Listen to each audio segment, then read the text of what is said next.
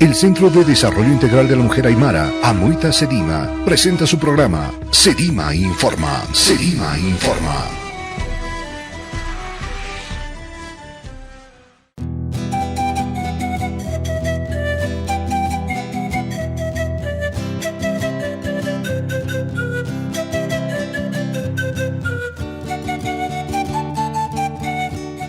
En primer lugar, yo he dejado de estudiar desde muy niña, pero he triunfado lo que es el positivo.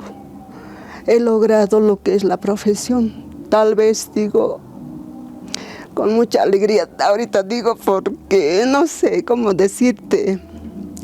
En mi familia éramos varios hermanos. Entonces, recuerdo ese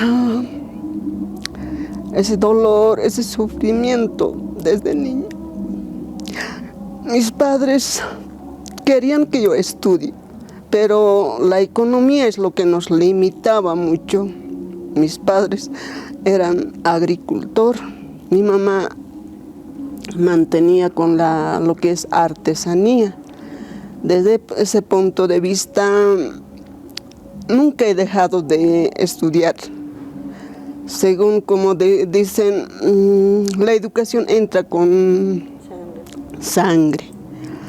Yo tenía un profesor ex militar, ¿no? Entonces, él nunca nos moldeaba a nosotros, varón y mujer, no podíamos estar. A la vez también nos coartaba nuestro idioma, no podíamos hablar en la lengua materna. Como yo era de la cultura aymara, entonces de ocultitos hablábamos. Eso es lo que más me ha impulsado, estar en una educación, tener una formación y superarme, ¿no?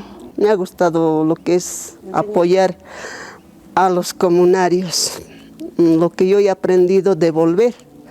Entonces, a través de la pedagogía voy a poder ayudar a mis comunarios, ¿no? Y eso a mi gente, decían, ¿no? Entonces, cuando yo fui a la Universidad Católica, y en la Universidad Católica ha sido una frustración también, donde como yo he ido con pollera, entonces tenía una docente va a disculpar ese nombre, monjita, entonces radical era.